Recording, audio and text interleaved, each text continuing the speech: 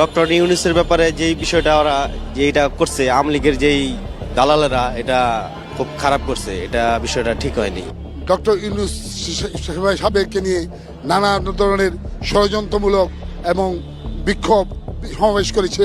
ওখানে তারা যে ধরনের বাংলাদেশকে হেয় প্রতিপন্ন করার জন্য তাদের এই নীল নকশা বলে আমি মনে করি। ওরা এখন বিদেশে বইয়া মানে নীল নকশা আটকাইতেছে যাতে আর কি এই দেশে আবার নতুন করে তারা ষড়যন্ত্র করতে পারে।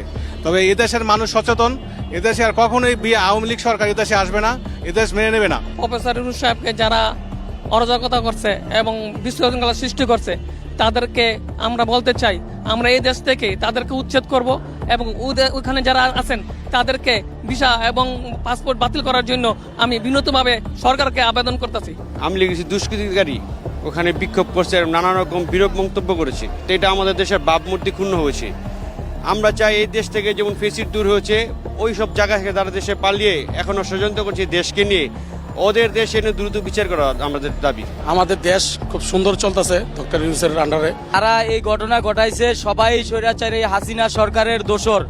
তারা চায় এই দেশে যেই সরকারটা বর্তমান পরিচালনা করতেছে এই সরকারটারে কিভাবে নস্যাৎ করা যায়, তার কার্যকলাপ কিভাবে প্রতিহত করা যায়, এই নকশা তারা আঁকতেছে। আমরা চাই যে বিগত স্বৈরাচার আমলে যারা হাসিনার পেতাত্তা ছিল তাদেরকে দেশে এনে শাস্তির দাবি জানাচ্ছি আমরা।